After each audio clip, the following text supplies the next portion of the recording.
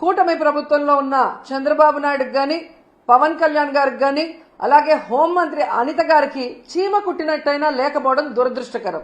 ఎందుకంటే అధికారంలో ఉన్న వాళ్ళు ప్రజల్ని కాపాడాల్సిన బాధ్యత ఉంది, ముఖ్యంగా మహిళలకి రక్షణ కల్పించాల్సిన బాధ్యత ఉంది, అండ్ లా అండ్ ఆర్డర్ ని కంట్రోల్ చేయాల్సిన బాధ్యత ఉంది. కానీ ఈరోజు కూటమి ప్రభుత్వంలో ఉన్న పెద్దలే రౌడీల్లాగా ఈరోజు అరాచకాలు సృష్టిస్తూ, అల్లర్లు సృష్టిస్తూ, దాడులు చేస్తూ, అక్రమ కేసులు పెడుతూ, రెడ్ బుక్ రాజ్యాంగంతో రాష్ట్రాన్ని సర్వనాశనం చేస్తుండటం కళ్ళారా మనం అందరం కూడా చూస్తున్నాం. ఎంత దారుణం అంటే ఒక మహిళ హోంమంత్రిగా ఉండి కూడా మహిళలకి రక్షణ కల్పించలేని దౌర్భాగ్య స్థితిలో ఉంది అంటే సిగ్గుపడాలి. ఆ పదవికి రాజీనామా చేసి ఎవరైతే సక్రమంగా పనిచేయగలరో వాళ్ళని ఆ ప్లేస్ లో పెట్టించే విధంగా చూసుకోవాలి. కానీ జగన్ గారిని, భారతి మేడంని, మిగతా వైఎస్ఆర్సీపీ నాయకుల్ని తిట్టడానికే హోంమంత్రి పదవి ఇచ్చినట్టు ఆవిడ మాట్లాడుతున్న మాటలు చూస్తుంటే చాలా సిగ్గుచేటు. ఎందుకంటే మా నియోజకవర్గంలో కూడా ఒక చిన్న పాపని రేప్ చేసి చంపేసి పూర్తి చేస్తే దాన్ని మాయ చేయాలని ఎస్పీని అందరినీ ఇక్కడికి పంపించడం జరిగింది. గ్రామస్తులంతా తిరగబడితే ఆ రోజు మేమంతా కూడా వెళ్లిన సందర్భం మీరు చూశారు. అప్పుడు విధిలేక అక్కడికి వచ్చి డబ్బులు ఇచ్చేసి చేతులు దులుపుకొని వెళ్ళిందే తప్ప ఇక మీదట ఇలాంటివి జరగకుండా కఠినతరంగా మరి శిక్షలు అమలు చేస్తాం, తప్పు చేసిన వాడు ఎంతటి వాడైనా వదిలిపెట్టము అన్నట్టుగా ఆవిడ ముందుకు వెళ్లాల్సింది పోయి అప్పటి నుంచి ఇంకా ఎక్కువ అవుతూ పోతున్నాయి. ఈరోజు అనంతపురం విషయం చూస్తే ప్రతి ఒక్కరికి కూడా హృదయం ద్రవించిపోతుంది. ఒక ఇంటర్ చదువుతున్న తన్మయ్య అనే గిరిజన అమ్మాయి 6 రోజుల ముందర కనిపించకుండా పోయిందని వాళ్ళ తల్లిదండ్రులు కంప్లైంట్ ఇస్తే, కంప్లైంట్ ఇవ్వడానికి పోలీస్ స్టేషన్కి వచ్చిన వాళ్ళని ఎంత అవమానంగా వాళ్ళు బిహేవ్ చేశారు. ఆ కేసును ఎందుకు పట్టించుకోకుండా అలా పడేయటం వల్లే 6 రోజుల తర్వాత ఆ అమ్మాయి శవమై దొరికింది. అలాగే మీరు చూస్తే పరిటాల సునీత గారి ఒక మహిళ, ఆవిడ నియోజకవర్గంలో ఒక మైనర్ బాలికని 14 మంది తెలుగుదేశం పార్టీ వాళ్ళు కంటిన్యూస్ గా రేప్ చేసుకుంటూ ఉంటే సాక్షి టీవీ, సాక్షి ఛానల్ దాన్ని బయట పెట్టింది. వాళ్ళని అరెస్ట్ చేయకుండా ఈరోజు ఆ కుటుంబం మొత్తం ఆ ఊరు వదిలేసి వెళ్లే పరిస్థితి ఏర్పడింది. ఆడపిల్ల ప్రాణాలు తీయటం, మానాలు తీయటం వీళ్ళకి సహజమైపోయింది. దానికి హోంమంత్రి గారు అండగా నిలబడటం అనేది సిగ్గుచేటు. ఇవన్నీ జరుగుతుంటే ఎక్కడ తమ తప్పులు బయటపడతాయో అని ఈరోజు వాళ్ళు చేస్తున్న డైవర్షన్ పాలిటిక్స్ మనం ఒకసారి గమనించాలి. ఎందుకంటే ఇదే పవన్ కళ్యాణ్ గారు అధికారంలో రావటానికి ముందు మహిళలకి నేను అండగా ఉంటాను, మహిళలకి ఇబ్బందికరమైన ఏవి చేసినా ప్రభుత్వాన్ని నిలదీస్తాను, తప్పు చేసిన వారిని శిక్షిస్తానని మాట్లాడిన పవన్ కళ్యాణ్ గారు ఈ రాష్ట్రంలో ఎక్కడ మహిళలకు అన్యాయం జరిగినా ఈ రోజుటి వరకు నోరు తెరవలేదు. తప్పు చేసిన వారిని శిక్షించమని ప్రభుత్వం మీద ఒత్తిడి తీసుకురాలేదు. అది అనంతపురం అయినా, పిఠాపురం అయినా, తిరుపతి అయినా, అమరావతి అయినా, ఎక్కడ ఏ మహిళకు అన్యాయం జరిగినా ఆయన పట్టించుకోకపోవడం రాష్ట్రంలో ఉన్న మహిళలందరూ కూడా గమనించాలని ఈ సందర్భంగా తెలియజేసుకుంటున్నారు. హోంమంత్రి గారుగా తన అధికారాన్ని ఉపయోగించి ఆడవాళ్ళని కాపాడాల్సిన అనిత గారేమో నా దగ్గర లాఠీ ఉందా, నా భుజాన గన్నుందా, నేనేం చేయగలను అని మాట్లాడిన గొప్ప వ్యక్తి. అలాంటప్పుడు మీకు చేత కాకపోతే మీరు ఫెయిల్యూర్ హోంమంత్రి అని తెలిసినప్పుడు ఎందుకు పక్కకి తప్పుకోవటం లేదు? ఈరోజు డైవర్షన్ పాలిటిక్స్ లో రెడ్ బుక్ రాజ్యాంగం అంటూ పోలీసుల్ని కేవలం వైఎస్ఆర్ కాంగ్రెస్ పార్టీలో ఉన్న నాయకులకి, సింపథైజర్స్ కి తప్పుడు కేసులు పెట్టి వాళ్ళని అరెస్ట్ చేయించి వాళ్ళ జీవితాలు నాశనం చేయడానికే ఉపయోగిస్తున్నారు కదా. నిన్నైతే మరీ ఘోరమైన విషయం. అసలు ఇది రెడ్ బుక్ రాజ్యాంగానికి పరాకాష్ట. కొమ్మినేని శ్రీనివాసరావు గారు అంటే చేతులెత్తి నమస్కరిస్తారు. అంత గొప్ప జర్నలిస్ట్. 70 ఏళ్ల వయసులో ఆయన మీద ఎస్సీ ఎస్టీ తప్పుడు కేసు పెట్టి ఈరోజు హైదరాబాద్ నుంచి ఎలా మీరు తీసుకొచ్చారో ఈ రాష్ట్ర ప్రజలందరూ కూడా గమనిస్తున్నారు. దీని గురించి మనం నిజంగా చాలా క్లియర్ కట్ గా మాట్లాడుకోవాల్సిన అవసరం ఉంది. ఆంధ్రప్రదేశ్లో ఈరోజు ఎవ్రీ మార్నింగ్ అన్ని పేపర్లో ఉన్న హెడ్లైన్స్ ని డిస్కస్ చేసే క్రమంలో అమరావతిలో ఏ విధంగా రైతుల దగ్గర ఇప్పటికే 50,000 ఎకరాలు లాక్కొని వాళ్ళకి ఇంతవరకు ఏం చేయకుండా ఇంకా 50,000 ఎకరాలు దోచుకొని వాళ్ళు రియల్ ఎస్టేట్ చేసుకోవాలన్న క్రమంలో ముందుకు వెళ్తుంటే అక్కడున్న రైతులు తిరగబడి ఇవ్వకుండా వాళ్ళ మీద ఎదురు తిరుగుతుంటే అది ప్రజలకు తెలియకూడదని దాని మీద సాక్షిలో డిస్కషన్ రావటం అనేది వాళ్ళకి నచ్చలేదు. ఇక్కడ ఇంకొకటి ఏంటంటే ఆ డిస్కషన్లో ఒక జర్నలిస్ట్ డిస్కషన్కు వచ్చిన ఒక జర్నలిస్టు ఒక మాట ఏదో మాట్లాడారని దాన్ని ఆ క్షణంలోనే కొమ్మినేని గారు ఖండించారు. నాకు తెలిసి ఆయన డిస్కషన్స్లో ఎప్పుడూ కూడా ఎవరూ కూడా తప్పుగా మాట్లాడితే ఆయన ఒప్పుకోరు, వెంటనే ఖండిస్తారు. అలాంటి గొప్ప వ్యక్తిని ఈరోజు ఎవరో మాట్లాడిన దానికి తన తప్పు చేయకపోయినా క్షమాపణ కోరిన కొమ్మినేని శ్రీనివాస్ గారిని అరెస్ట్ చేసి సంబంధమే లేకుండా ఎస్సీ ఎస్టీ కేసు పెట్టి ఈరోజు జగన్ గారు భారతమ్మ క్షమాపణ చెప్పాలి అని చంద్రబాబు నాయుడు, లోకేష్, హోంమంత్రి అనిత గారు డిమాండ్ చేయడం చూస్తుంటే ఈ రాష్ట్ర ప్రజలకి నవ్వాలా ఏడవాలా అర్థం కాలేదు. ఈరోజు నేను సూటిగా ప్రశ్నిస్తున్నా చంద్రబాబు నాయుడు గారిని, అనిత గారిని, లోకేష్ గారిని, క్షమాపణ అంటూ చెప్పాల్సి వస్తే అది మొదట ఎవరు చెప్పాలో తెలుసా? కోడలు మగబిడ్డని కంటే అత్త సంతోషించదని ఆడవాళ్ల పుట్టుకనే అవమానించిన చంద్రబాబు నాయుడు ముందు క్షమాపణ చెప్పాలి. ఆడపిల్ల కనిపిస్తే ముద్దు పెట్టాలి లేదా కడుపైనా చేయాలి అన్న బాలకృష్ణ గారు క్షమాపణ చెప్పాలి. అలాగే మీరు చూస్తే జగనన్న తన కూతుర్లు చూడటానికి లండన్కి వెళ్ళినప్పుడు ఆయన గురించి నీచంగా మాట్లాడిన లోకేష్ క్షమాపణ చెప్పాలి. అలాగే భారతమ్మ విజయమ్మ గురించి నిన్న ఎంత ఘోరంగా మాట్లాడారో మీరు చూశారు అనిత గారు, ఆవిడ క్షమాపణ చెప్పాలి.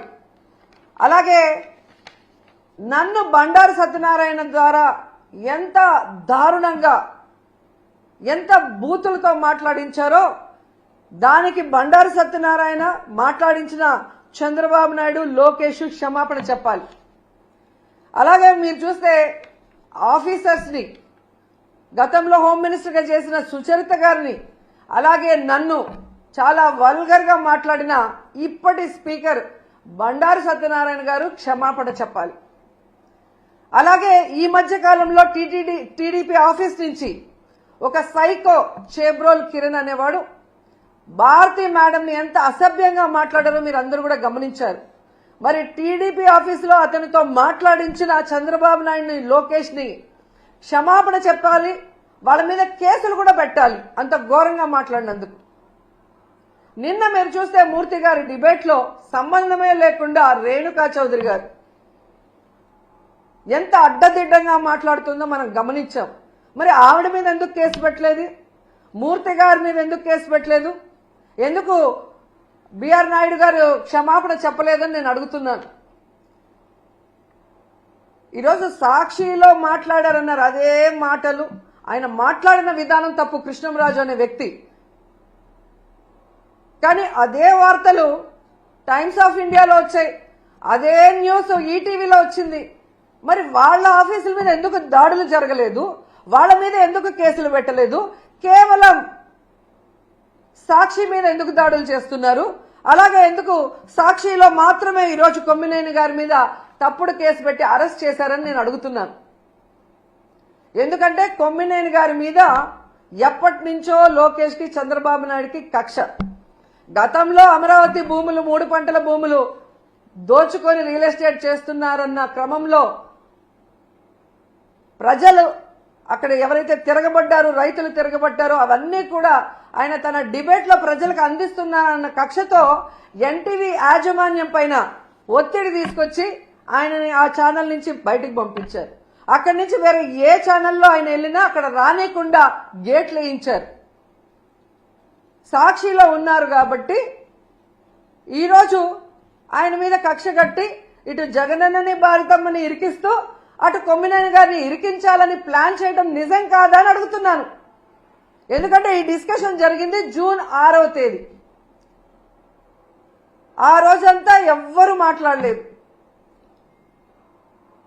ఆ జరిగిన నెక్స్ట్ సెకండ్ అది తప్పు అని చెప్పి తాను తప్పు చేయకపోయినా సారీ చెప్పారు జర్నలిస్ట్ గారు కొమ్మినేని గారు.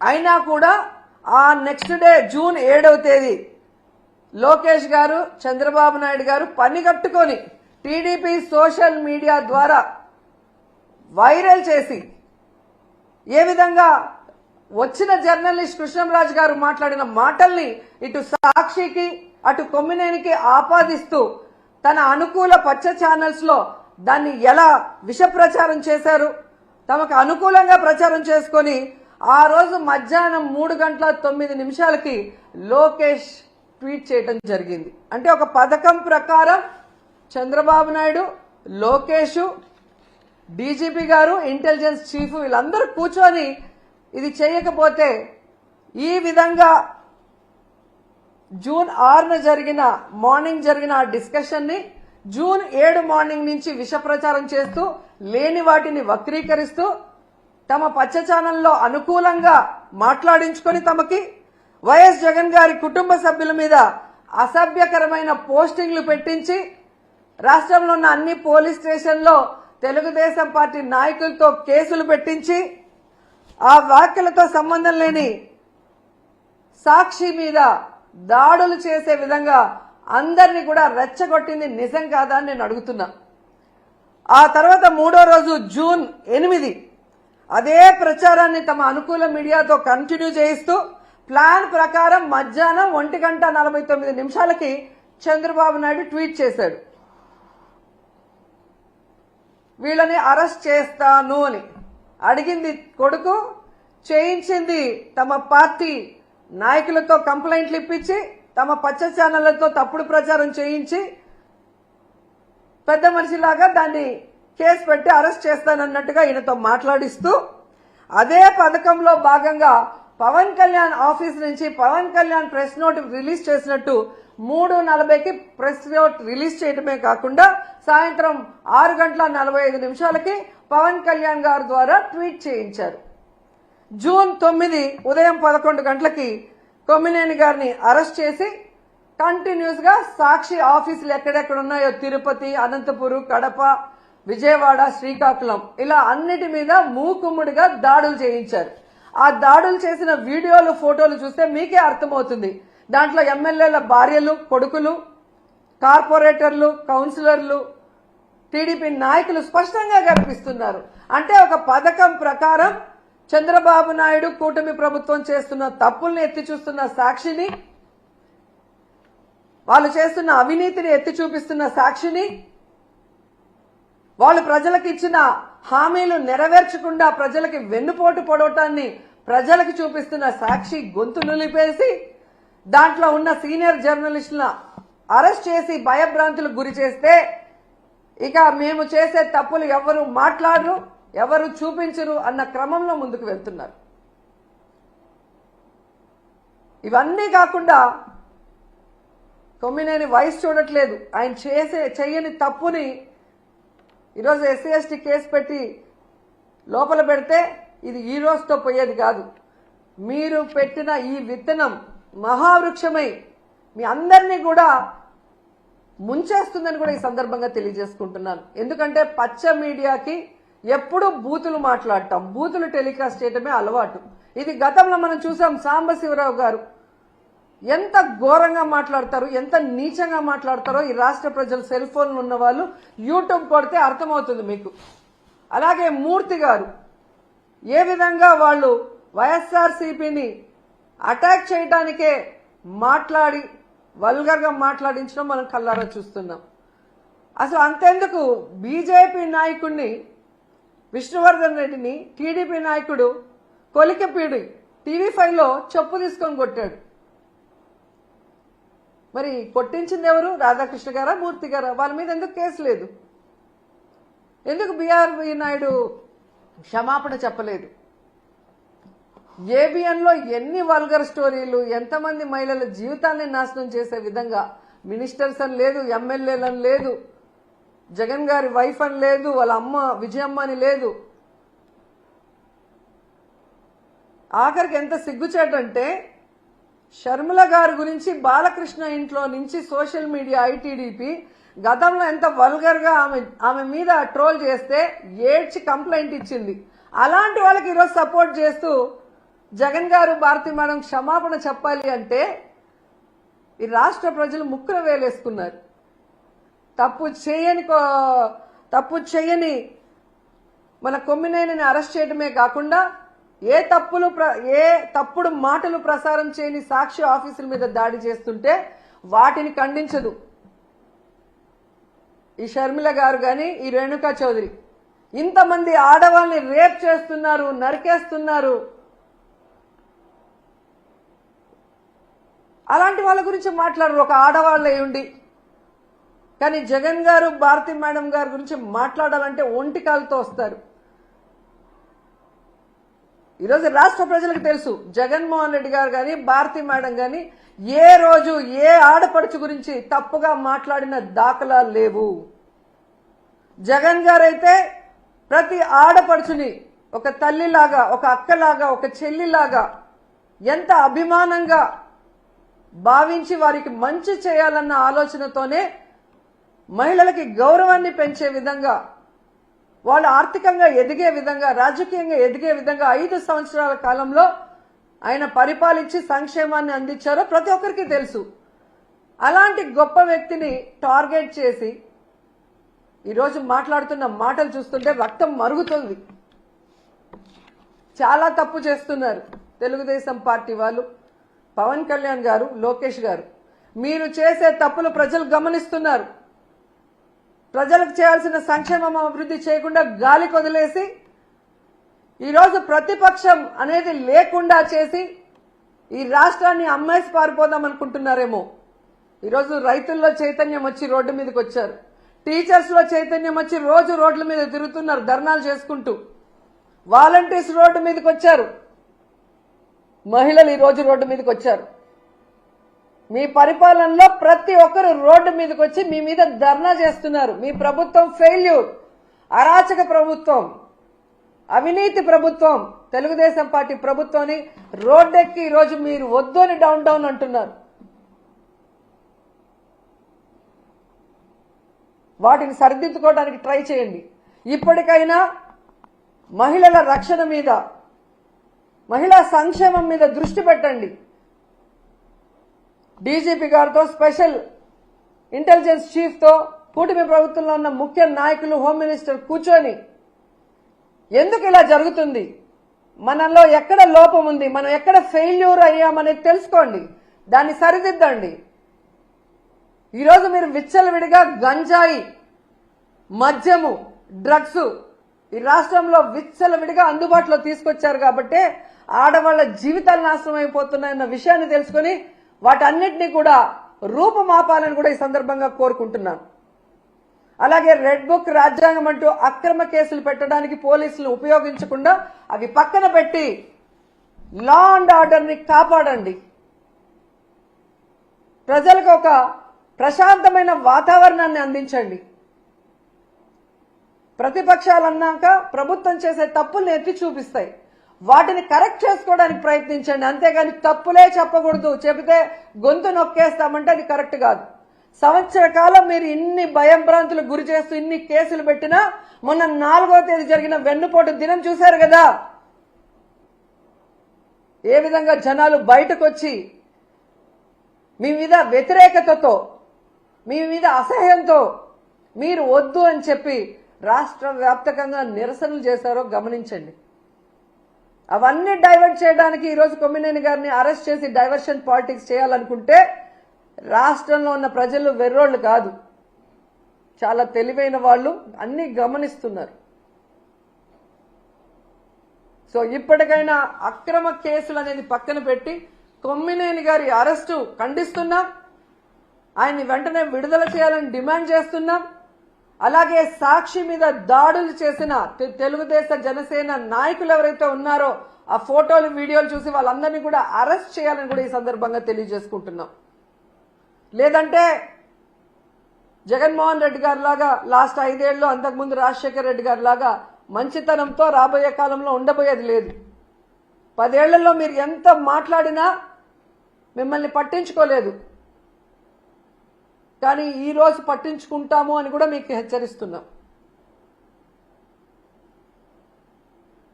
వెంటనే అనంతపూర్లో తన్మయ్య అనే అమ్మాయికి అన్యాయం జరిగింది, దానికి కారణం ఎవరు అని చెప్పామని వాళ్ళ తల్లిదండ్రులు క్లియర్గా నిన్న ఇంటర్వ్యూలో చెప్పారు. వాళ్ళని పట్టుకొని అమ్మాయిని చంపింది ఎవరో తెలుసుకొని ఇప్పటికైనా అమ్మాయి ఆత్మ శాంతించాలంటే తప్పు చేసిన వాళ్ళని శిక్షించండి, ఆ కుటుంబానికి అండగా నిలబడండి.